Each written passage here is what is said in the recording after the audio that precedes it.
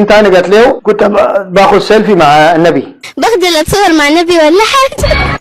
سيلفي يا نبي، سيلفي يا نبي. اذا اول حاجه يا جماعة رسالتي لموسى زول صغير. يا موسى رمضان كريم يا أخي عليك الله نزل حلقاتك. الشيوخ الدجال التجار الدين ديل ما يحزوك، ديل ناس تجار الدين وناس أرزقية وناس حرامية.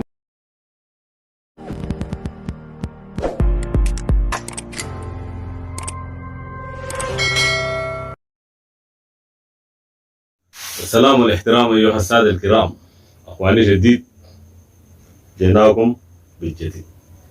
حكايتنا بنتحدث عن أسطورة الترند في السوشيال ميديا اليومين دي.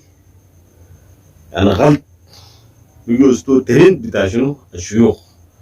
مصعب عمر ده الاسم الأصلي، اكتسب شهرة بسنين عشان ينتج بها اسم وصل لزول صغير، وده الاسم العام مشهور شنو في السوشيال ميديا وداخل شنو الشباب بصفة عامة، الشباب السوداني. فالاسم الجديد لأخونا ده أصبح شنو من زول صغير لزول سفيه، وده اسم يعني انتشر في خلال أيام وجيزة.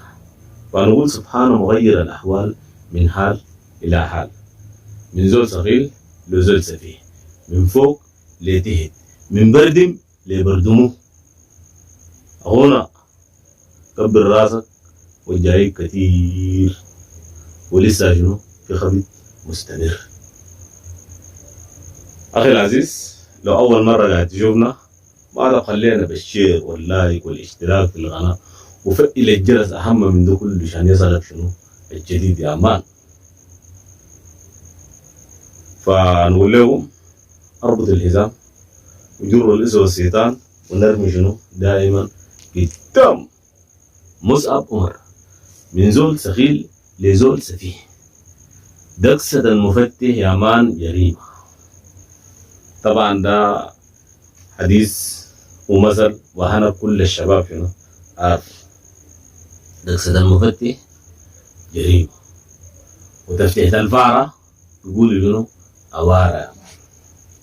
فأنت تكون مفتح كده لدرجة إنك ترقص وتيجي شنو داون، دي تكون مشكلة في حد ذاتها. فدي دكسة بتاعت أخونا مصعب عمر، زول سخيل أصلي. السنة عنده سنة كبيسة، سنة كبيسة قاعد يجهز لمسلسل اسمه ود المك. ظبط الشغل ده من سيناريو ليختار شنو ممثلين لكل الأداب والقروش الكبادي شنو. الشغل ده بدأ كده بإعجاب وغاية كده شنو شباب شابات ناس كبار صغار بقت شنو تشاهد المسلسل ده لمدة 6-7 حلقات متتالية يا مان، والشغل ماشي شنو جامد. دكسة قال شنو نخبش المشايخ ديل، لأنه قالوا كده فيلم بتالي داخل الأحياء بيلعب شنو بسفسفة في الأمة دي، ونجيب لهم شنو شغل لمين المكنة. لا ما شغل لمين، شغل رفاعي يا مان. يعني شيخ الرفاعي قصة وفكرة مستوحية من فكرة شنو شيخ الجيكس، وده شنو سماه شنو شيخ الباسطة يا مان. السنة شيخ يمشي يجلد الناس في الجامع ويجي يتشكس بناته، يهرج مرته في البيت، يدي شنو البابور قروش. ما شاء الله تبارك الله، حلويات.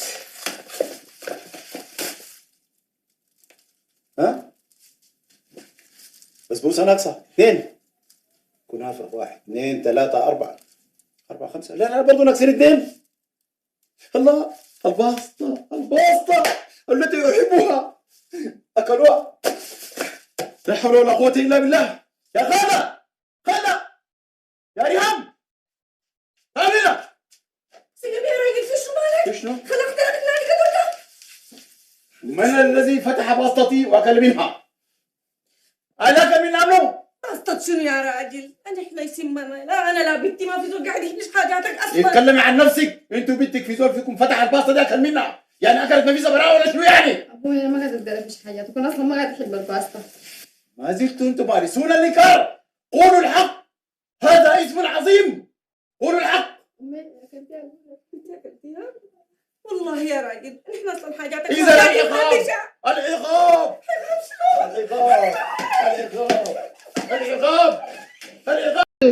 بس انا امشي ابيع تلفوني ما عندي حل ثاني. اعمل شنو؟ لا حول ولا قوة إلا بالله العلي العظيم. معقولة؟ عيب عيب يا ميادة. شيخ الرفاعي كله قاعد في السوق تمشي تبيعي تلفون؟ ما عندي حل والله يا شيخ رفاعي غير كده. معقولة؟ جهدك كله قرايتك كله ده كله يروح ساكت؟ والله لا براعوا لا حاجه ولا براعوا لا ظروف ناس ولا عندهم شغله باي حاجه يا شيخ. ما عايز يرد. لا لا لا ما عندك أي مشكلة إن شاء الله محلولة. إن شاء الله محلولة إن شاء الله ما في امشي مشكلة. ببيع تلفوني ما عندي حل والخير في مختاره والله. القروش كم إن شاء الله؟ القروش كم؟ والله كثير شويه يعني. لا ما كثيرة عليك. كم يعني؟ 200. لا حول ولا قوة إلا كثيرة والله. والله نصيحة كثيرة يا أخي. لا حول ولا قوة. نعمل شنو؟ يعني شيخ تاتشيكس. فالحكاية الجسدة ولا الشخصية الجسدة جابها للشيخ. الشيخ بكل خساسة وجدارة من التمثيل بتاعه أدى الدور المطلوب وبالطريقة المطلوبة. لكن الدكسة الكبرى يا معلمين لما نسانا فات ودى الكاميرات دي في الجامع وجاب كمية بتاعت ممثلين غتام كأنها شنو خطبة بتاعت جمعة في منبر. يا مغفلين ده مسجد بيت من بيوت الله. هل يجوز للتمثيل واللعب والهزار؟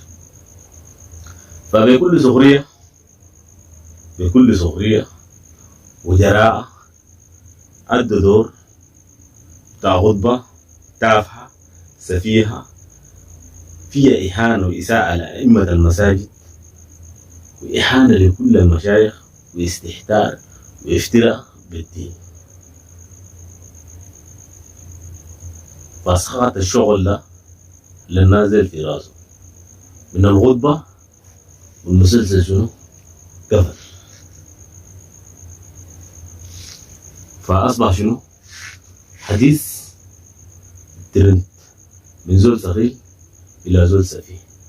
هو ومسلسل ود المك وشيخ الرفاعي. مجهود سنة ضاع في لحظات لأنه اختار عمل غير موفق. يا شيخنا انت ما تستشير قبل ما شنو تنتج وتمثل وتنشر. استشير المشايخ الدينيين انه انا عندي حاجة 1 2 3 ودار اعالجها.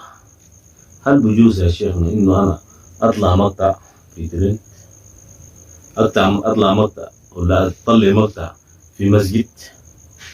هل بجوز انه انا اختار لي شيخ يمثل طريقة غير لائقة وابثها للعالم كداء مسلسل سوداني انه في السودان في مشايخ بيشتغلوا الشغل ده وانت قلت فيه صالح والطالح؟ هل بيجوز؟ ما ممكن انك تعالج الظواهر السالبة برسالة اخرى؟ عندك كم هائل من المتابعين؟ انا اصبحت شخصية عامة. اخي العزيز عندي منك طلب، شير الفيديو ده ولو ما مشترك اشترك وشير الفيديو. ادينا لايك لايك لايك. عندك اي اراء ادينا لايك في التعليقات عشان الرسالة دي توصل لاخونا شنو زول سخيل ولا اي ممثل تاني شنو ككوميديان انه بنتج مسلسلات ما يقع شنو في الفخ وقع فيه اخونا. رسالتنا لمصعب عمر، اذا انت فعلا بتحارب الاسلام عن طريق العلمانية بالتمثيل اسكت وخلي الناس شنو تردمك نام تقول امين وانت تقبلها. وفعلا من انسان من زول سخيل لزول سفيه وبرضه شنو تقبل. واذا كان القصد بتاعك شريف وما كده وانه دي دكسة وانت وقعت فيها، اخي العزيز لسه تعتذر والناس شنو ترفض الاعتذار. تعتذر على قدر ما تقدر والناس شنو ترفض الاعتذار. حد ما شنو الناس تصدقك وترجع انت للطريق الصح. لانه زي ما قلت في الصالح والطالح، الناس دي فتشت الصالح بتاعك والطالح بتاعك كله شنو، لقوا اعمال بتاعتك كلها شنو ما فيها شغل صالح، نزل لك مقاطع كميه. لو كنت في زمن الجاهليه بتتمنى تتصور مع النبي، يعني اسئلتك كلها دينيه مهرجه ومهرجه ومهرجه، وبسيت للعالم الغربي والعربي والاسلامي انه في السودان ما في تعاليم ولا تعليم بتاع دين. اخي العزيز، وصلنا لنهايه الفيديو. ما تنسى الدعم باللايك والاشتراك والشير والحاجات الجميله دي عشان دائما يصلك شنو جديد. بسم الله. سلام.